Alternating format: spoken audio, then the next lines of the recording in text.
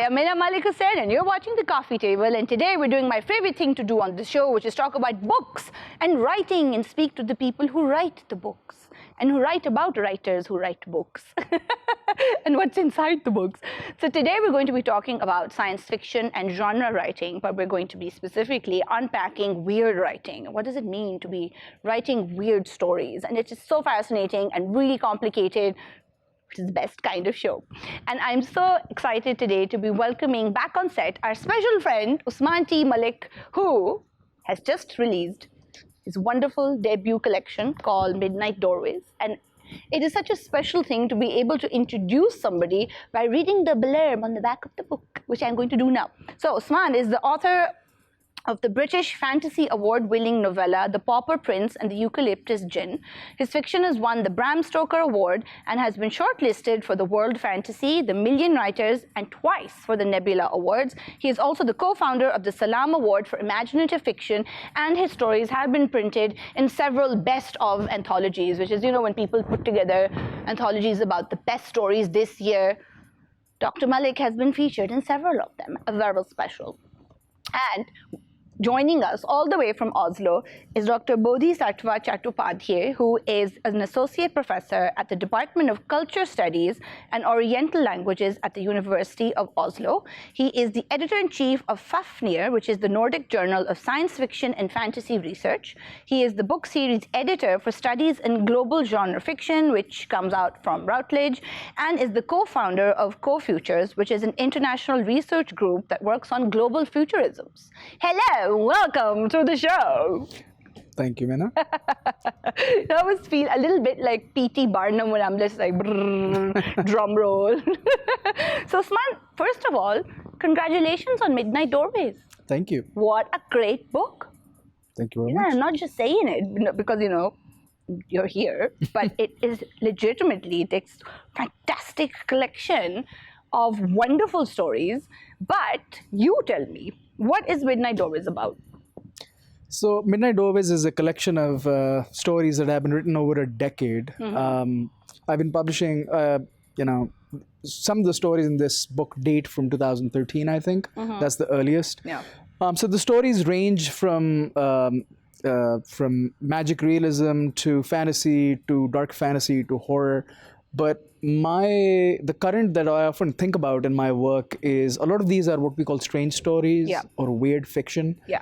They definitely fall in that caliber for me, although some people would say there is some science fiction there too. But I think for me, weird fiction probably is the label that fits them best. So you've sort of mentioned a whole bunch of descriptors here. So we just heard like there's science fiction, and then there's horror, and then there's dark fantasy, and there's also the gothic tale. So these are all sort of what I understand are sort of subsets of what we generally lump together as science fiction. So sort of how do we unpack those strands? So, science fiction traditionally has been described as the literature of wonder that inspires awe.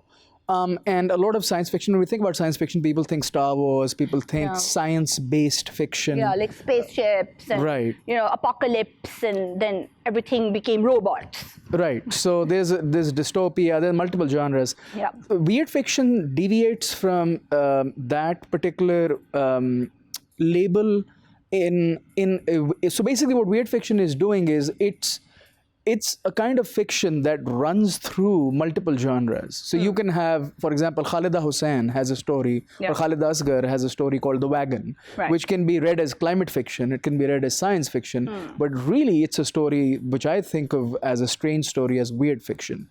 Weird fiction is fiction that pushes towards irreality or moves towards the unreal compared to realist fiction. It upsets the norms of realist fiction. It lunges at it from a different angle.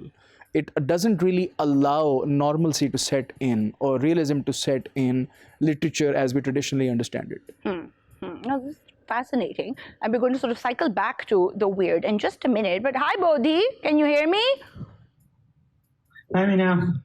Welcome to the show from Oslo. How exciting. We've never had anybody from Norway on the show before. It's a pleasure to be here. Thank you. This is wonderful. And hi, Usman. Congratulations on the book.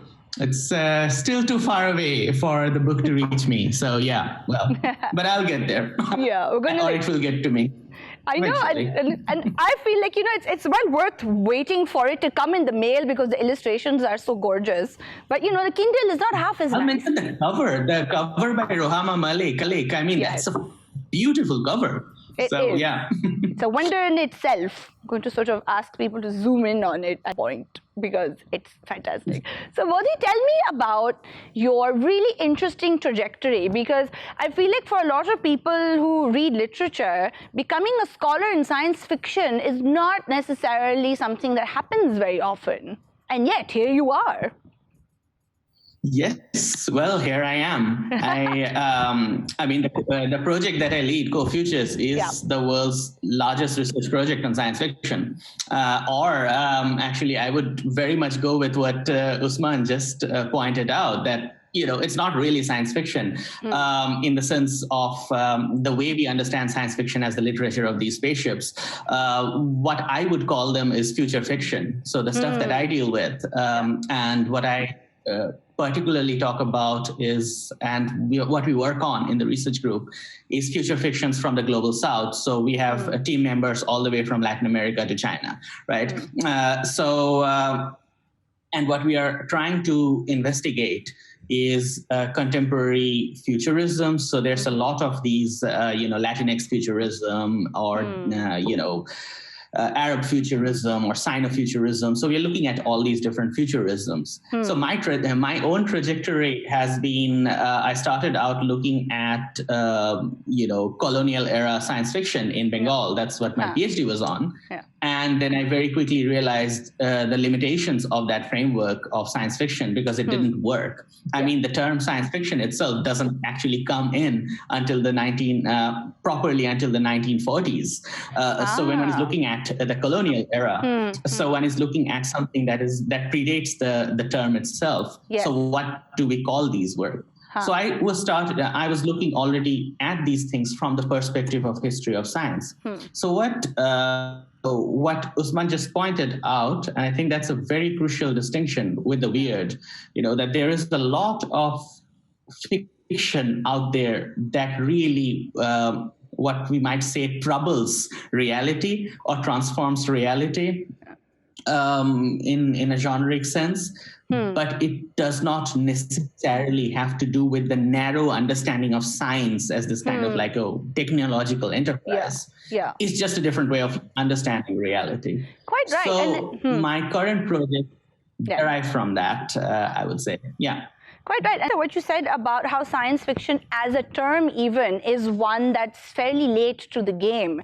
And this is also one of the sort of criticisms of the term magical realism also, where it's again a sort of an oddly political way to describe what is for a lot of writers just lived experience. It doesn't have to necessarily be termed in a kind of magic way. And in the same way, like, what do we call that kind of storytelling that we now call science fiction or genre, but it existed before this definition of it? So is it sort of safe to say that this particular approach to storytelling is one that has been fairly common in a lot of different narrative cultures? Like, it just wasn't a big deal. It's just how we told stories. Absolutely. Also, in terms of like the way that science fiction is defined in critical literature, primarily by Anglophone critics, they tend to go back to Frankenstein. But if we go to Frankenstein, and we go to the Romantic period, what are those people reading? Those people are reading texts like Arabian Nights. Yes. The foundation for the Gothic turn in that sense are, literature on the one hand of the Golem. Frankenstein derives on the one hand from Golem, on the other hand from Arabian Nights. So all cultures have had different ways of weirding the world in that sense. So absolutely agree. I love the term weirding world. And I think it's really interesting that Bodhi brought up Frankenstein, because we can see that when things are developing, like around the time that Lovecraft is writing, for example, and you've also got like Bruno Schulz writing in Polish, and apparently Tagore also wrote a few weird stories, and you have Japanese writers writing these, sort of freaky poems and things. So clearly this is not just happening in like one area. It's not just, Anglophone writers writing, but in different languages and different cultures, people have been sort of producing all of these things. Now us. Yeah, so I recently read E.M. Forster's great book, Aspects of the Novel. It's a craft book where he delves into novel writing, and what really interestingly struck me was Forster's support of dream writing.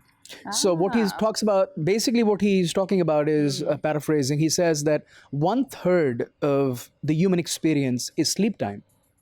So if you're not dealing with fiction that deals with sleep time dreaming, or fiction that deals with sleep time issues or dreaming issues, then you're ignoring 1/3 of the human condition, 1/3 of the human experience. So I often think about, when we talk about weirding reality, well, dreams do that for us anyways. Yeah. So dreams lead to myth, dreams lead to inspiration. There are countless examples of that throughout history. Yeah. And dreams by definition are unreal. Yeah. So unreality, fiction that deals with unreality or dream time is fiction that has existed throughout human history anyways. Yeah. I'm really glad actually Bodhi brought up Arabian Nights, because I started reading the unabridged Arabian Nights for the first time as a grown-up about during the pandemic. Yeah. And I discovered such interesting things in it.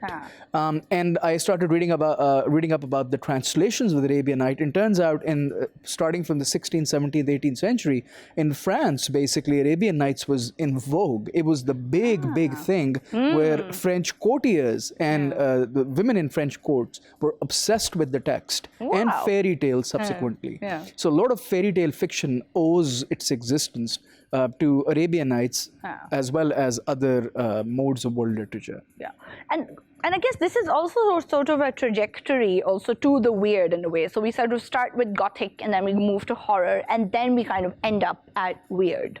So how do we describe a Gothic tale? Like, what does it mean that a thing is Gothic? So, a lot of uncanny literature has been analyzed in terms of Gothic vocabulary. Right. So Freud's essay, The Uncanny, which is one of the landmark essays, Uncanny Literature, I think he borrows a lot of his examples from Gothic literature. Yeah. And in my opinion, Gothic literature is literature in which secrets are slowly being disclosed or secreted again. So it is a lot of Gothic literature, uncanny fiction, is suppressed emotions or suppressed realities being slowly made manifest. So Gothic literature, you have examples of like Rebecca, Daphne du Maurier. Yes. So So good. so Rebecca, you have secrets, you have murders, you have potential lesbianism. Actually, there is some potential lesbianism in there too. So you have another secret. So you have stuff like anything that is suppressed or repressed that is slowly being manifest. That is sort of the hallmark of Gothic fiction. It's very claustrophobic. It can be very oppressive. So going from that, it's a straight trail, like you said, Gothic, horror, neo-Gothic, weird. And eventually we land in current day, where a lot of, I think, writers like myself or Kelly Link or Nathan Ballingrud or Brian Evanson, and a lot of Bodhi's work, I'm pretty sure while we like splitting things, I think a lot of us are lumping things together as well. But lumping in a good way, not in a bad way. Right. Not in a lazy lump. We're going to take a very quick break, but come back to this fascinating conversation. We'll be back in a minute. See you in a minute.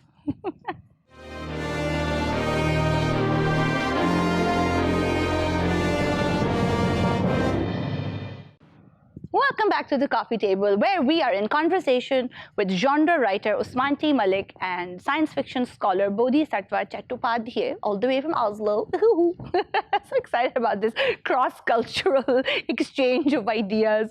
But it is also interesting how, and Bodhi, I'm sure you can sort of reliably inform me about this, about how genre writing is. And when we talk about futurisms and future writing, then do you feel like genre writing is the future because it is free of so many of these kind of rules and demarcations and sort of ideas about what proper fiction is?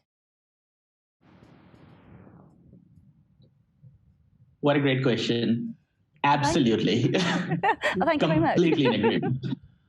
Yeah, I'm completely in agreement. I mean, the whole idea of separating genres and calling something high literature or low literature or pop literature, or separating, for that matter, science fiction from fantasy, from horror, and all of it. Genres have always been mixed, and that's kind of the argument. Yeah. So I think to a certain extent there is a kind of a technologization that is quite visible in contemporary culture, which makes science fiction far more dominant as a way of looking. Even if we are not actually writing science fiction is hovering in the air, right, all around us. It's writing us. It's the zeitgeist. So it is the spirit of the age. So there is that. But I think that, like genres like fantasy, which are probably larger formations, which would encapsulate things like science fiction, those are everywhere. I mean, that's most of the literature that is actually sold in the world right now. Most of the films that are made, those are fantasy. Those are genre movies. Fantasy, science fiction. Yeah. So, very much so. I agree. So that's really cool. That's really cool, because what we are saying then is that the way that technology and the way that our lives are developing, then when we just sort of talk about our own lived experience, we're almost sort of halfway into genre as it is. So it's becoming more and more a way to kind of understand how we live now and possible sort of futures. Absolutely.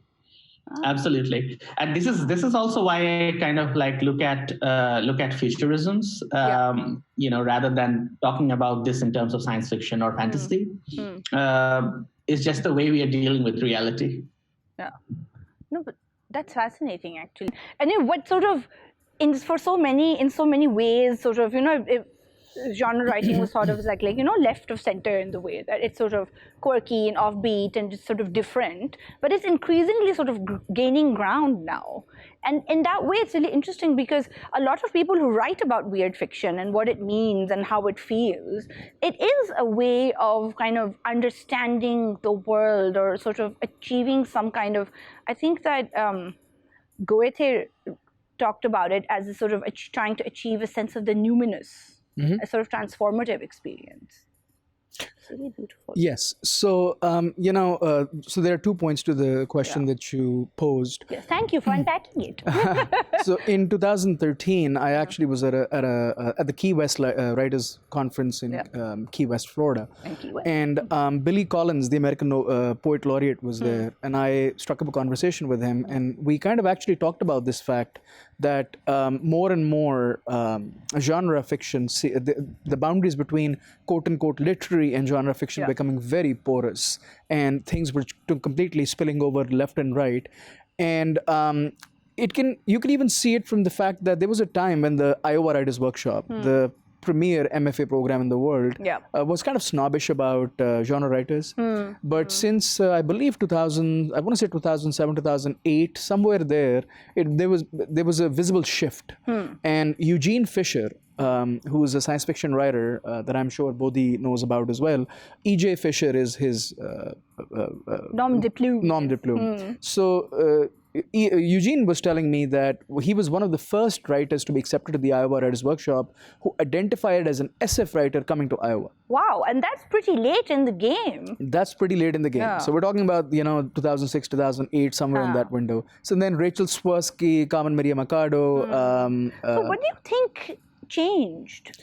So I think what was changing was multiple things. I think it has to do with the fact that a lot of modern scholars, modern science critics of literature who are writing, they are probably a little less constrained by historical ways of approaching literature, like what Bodhi was talking about, like colonial way of examining literature, what defines the aesthetics of literature, what is higher literature, how do you find it? I think that has sort of become that has changed. Huh. That realism wave that swept the world for about a century, that has sort of started moving away. So I think that has changed. Now we know that a lot of literary writers have been dabbling in genre fiction for almost 70, 60 years now, starting with Samuel R. Delany, Ursula K. Le Guin, Junot Diaz, so many other people.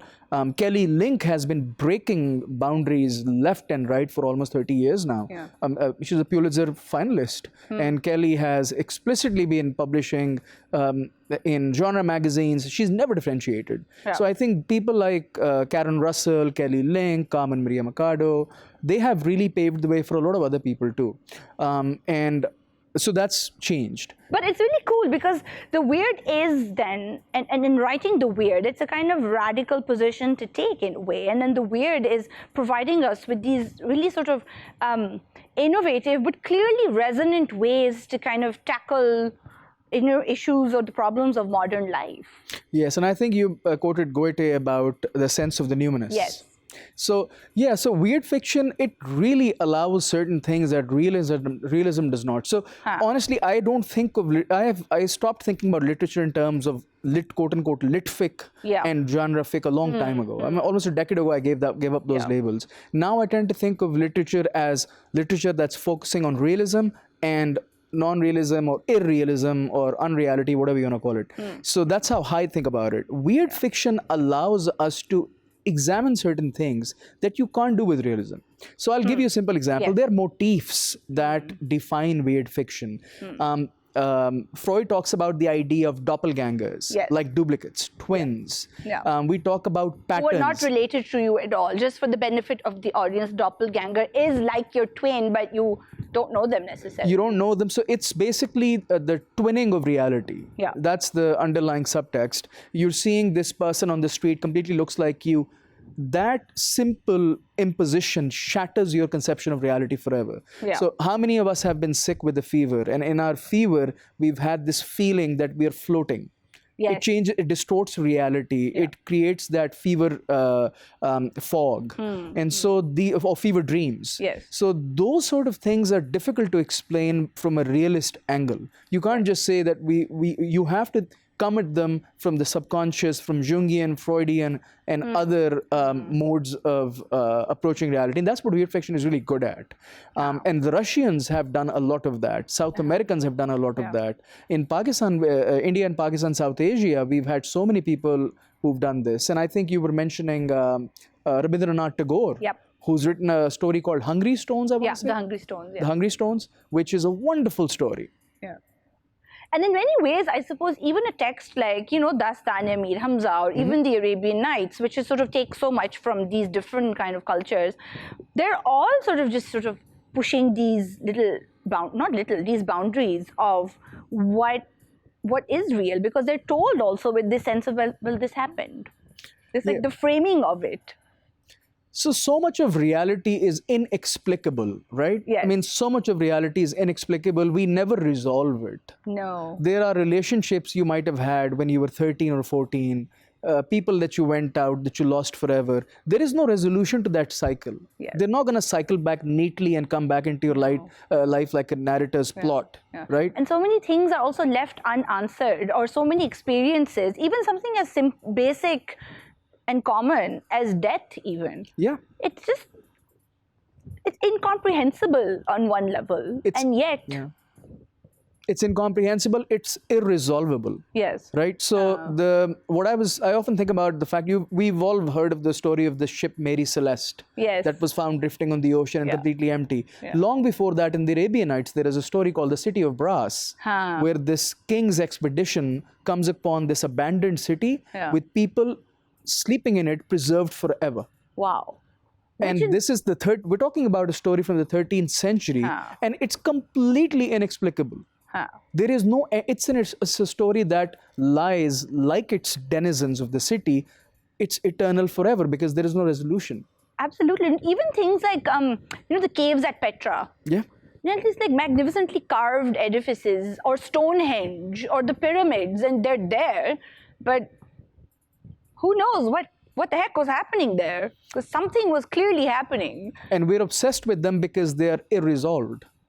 sort of this unending mystery that we sort of keep picking at. But Bodhi, with your work with futurisms, and there's so much world building in genre writing as well. So do you feel like that's a bridge for us to, when you can do world building in a text, then that's also kind of setting a foundation for possible futures? Because we're at this really weird cusp of existence or reality also. We're thinking about colonizing Mars, and we're sending out rover. The rover just landed there. The environment is what it is. A lot of dystopic fiction and a lot of dystopic stories are seemingly almost uncomfortably close to reality now. Yeah. So this is kind of to kind of like latch on to what Usman just said about the long historical tradition of the weird, and now and you asked the question earlier about if our reality in that sense is entirely, becoming more and more like genre fiction, right? So so the way to kind of like bridge these two arguments, the long historical trajectory and what is to come, is very clearly visible in something like science fiction. It's very clearly visible in something like future fiction, right? So if there is the Mary Celeste, there is also the fact that 15 years ago, or 20 years ago, there was no such thing as the internet. Or at least, it exists, but it didn't exist in the same way, right?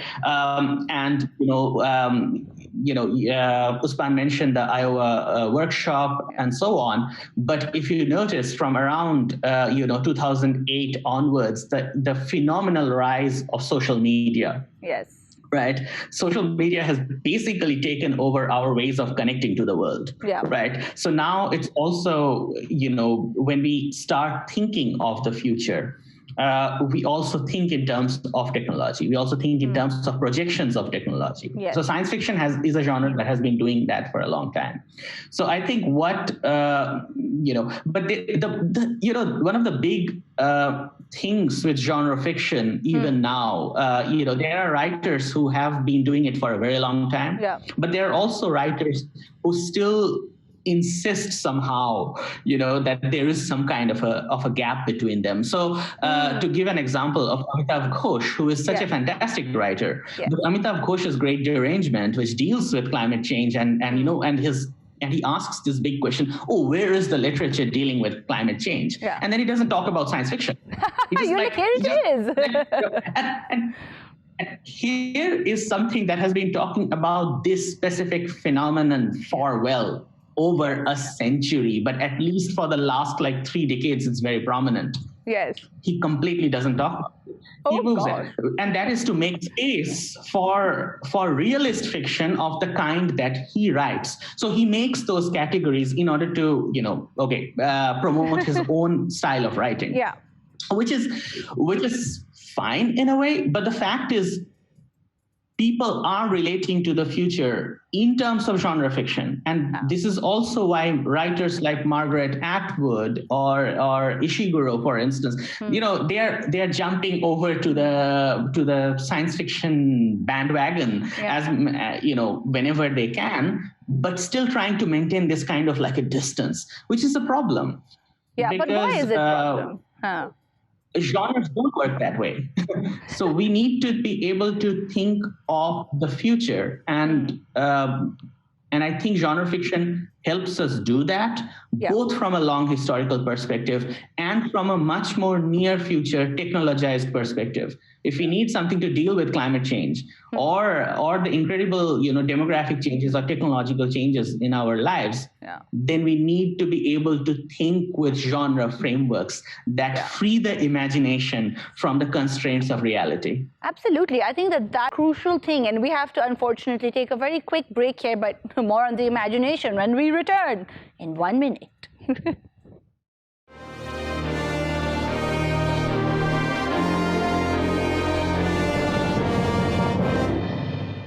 Welcome back to the coffee show. We're talking to the master of the weird, Usman T. Malik, and science fiction scholar Bodhisattva Chattopadhyay. And we've been having this fantastic conversation about weird writing and genre writing. And now we're going to sort of particularly talk about wonderful Midnight Doorways, which I cannot praise enough. And it's not just that the book is great, Usman, the illustrations are magnificent. And I really appreciate a text that has pictures. Because again, going back to Arabian Nights, like all the ones that we had growing up, they all had illustrations. And it really adds a certain something to be able to sort of, see a visualization of various things. So tell me a little bit about the illustrators who worked on the book.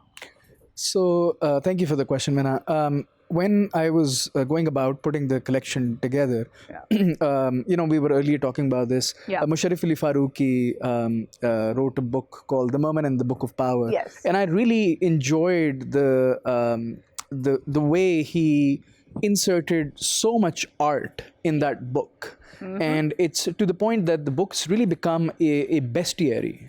Yes. It's really a bestiary of Islamic mythology and creatures. Yeah. And it reminded me of work by Edward Dulac and Arthur Rackham and all these illustrators that I used to love when I was a kid, whose pictures filled these books, these classics that we read. Yeah. Sir Arthur Conan Doyle, Yes. Sherlock Holmes with this checkered coat, Absolutely. with And they're so iconic now that along with the story, the visuals pipe. are very much lodged in our imagination. That's exactly right. And so I wanted to do something like that for my own book. And it's a book of really fantastica stories. Yeah. So I wanted, sort of gave me a chance to explore. So I put a call out for illustrators, and we actually ended up with 9 artists. Mushpa Saeed is the book designer, Ruhama Malik is the cover artist, and then we have 7 other artists who worked on the book. Yeah. And they just outdid themselves. I mean, it's just lovely illustrations, not because it's my book, because it's really, they did a really good job. Yeah, they really did. And as a sort of, an impartial observer, I can safely say that it is beautiful. And it really, it reminds me like even like Amitabh Ghosh's Jungle Nama is coming out, which is again an illustrated text, and this sort of idea of an illustrated manuscript. And I love this sort of idea of coming back to, in many ways, literary roots of this region as well, which I want to sort of circle back to in a second. But I've been thinking about how weird stories, a lot of how we understand weirdness is how we feel when we read the story. So it's kind of hard to pinpoint that, on page 7, X happened, which is the weird marker or the marker of weirdness. It's a sort of overall experience, which to me is, I love that you can't pin it down. You just have to go with your gut, which means you have to be really immersed in an experience. But it is also, seems to me, and after reading the book, it's also a really effective way to talk about a lot of horrifying real things that happen in real life, but be able to convey them vividly, but at the same time keep a reader engaged, because you don't want to sort of reach a level of horror where you throw the book away and run, but you keep going. And for example, City of Sparrows? The Fortune of Sparrows. The Fortune of Sparrows is one such story. Tell me a little bit about it, without giving too much away, because everybody has to read it. So, in pretty much all of literature, there's a term called suspension of disbelief, Yeah. which has become sort of a very common phrase these days. No. It comes from S.T. Coleridge. And suspension of disbelief is the idea that when you're reading a story, you pull the reader into the gravity well of the story in such a way that the reader just stays in that world, and the writer doesn't make any mistakes that would shock them out of the story, and they would say, no, this is Yeah, like, crap. I'm done. Like, This I can't do doesn't this. happen. Huh. You made a mistake. I don't believe the story anymore. Yeah. So one of the great things about writing uncanny stories or weird fiction is when you're trying to do it, you have to do it in such a way in terms of technique that you don't pull the reader out of the story. In fact, you startle them. And I often think about it, it's a particular effect in which you sort of help the reader regress into childhood. So it's like opening a door and not knowing where you are. So if you can do that effectively, sometimes the reader really they are forced to undergo an experience, a transformative experience that they have no rational control over. The numinous. That's right, the sense of the numinous. So exactly right. And so if you can pull that off, the reader will forgive you for so many other things. And I feel like that for us particularly, and because South Asian genre writing is just off the charts these days, I feel like, at least for me when I was reading it, that door into one's childhood, it is resonant of all of these stories that we've grown up listening to. So there are these, it's familiar, but at the same time, it's also like, you know, the protagonist in Sparrows who's walking down a hallway of a place she lives in, but then suddenly she goes through a door and it's not home anymore. Just like that. Yeah, exactly. So The Fortune of Sparrows is really, I think it's sort of a gothic / uncanny story. It's set in a female orphanage in Lahore, and I modeled that orphanage after a couple of historical orphanages that I found in Pakistan. And again, there is a recollection of colonialism there, because a lot of these structures were built by the British. And I wanted to use that historical sense while at the same time pulling it forward to the present and into the future. And like we were talking about a little while ago, The Fortune of Sparrows is about girls who are packaged neatly, brought into these orphanages, raised, and then packaged off and married off like suitcases, you know. And so I wanted that sense in the story, but at the same time I wanted to bring out the darkness of the experience a lot of orphans, particularly female orphans, go through. Because boys are not expected to be married off the way girls are. And women are, especially female orphans, who are the stereotypical helpless, quote unquote, demographic, helpless. The most vulnerable, not helpless, but the most vulnerable demographic. I wanted that sense, that weird sense, where they are pressed upon by the world in so many different directions. And that's what the story really is about. So Bodhi, do you think that one reason why South Asian genre writing is sort of taking off the way that it is that it is providing writers a way to address a lot of genuinely distressing and horrible experiences that do happen in the region, but to do it in a way that defies stereotyping? Because so much of South Asian literature, quote, let's say, or like realist writing is very sort of victim-based, and bombs explode and there's poverty and beggars and rags to riches. And that is just really exhausting even for writers to write about. Yeah. What do you think about that? There is, I mean, fantasy literature and science fiction literature. I mean, we just spoke about Doorways. That's kind of like classic portal fantasy, right? You go through a portal. As Farah Mendelssohn also has written about portal fantasies and so on. It's a metaphor. It's a way of transforming, what is real. Marquez defines this when he talks in his noble lecture, calls it the outsized nature of reality that cannot be captured. So yes, I think there is a certain, when your reality is so since we are talking about South Asian writers, I'll mention Samit Basu here, and who points out how dystopia is kind of boring for writers from the region, and he says that, well, how do you do dystopia? In a place where dystopia is just Tuesday, right? So your ways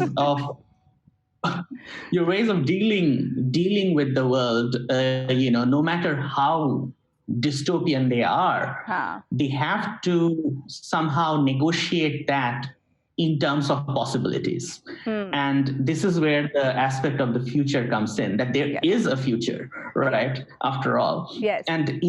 And the fact that there is a future, in that lies the hope, and nothing else, really, in some ways. I think that's a really lovely note to even this show on, that where there is a future and a future is inevitable. But even in the unknowingness of it, there is hope for something better. Thank you so much, Usman, and thank you so much, Bodhi, for joining us today. This wonderful conversation. Thank you guys for watching and joining us today. I'm sure that you guys had just as much fun listening to this conversation as I had engaging in it. If you're watching this on YouTube, don't forget to like and subscribe and support local Pakistani writing by ordering Midnight Doorways, which is available online on Usman's website and also at sort of all good bookstores around the country. So we'll see you next time on the coffee table. Bye now.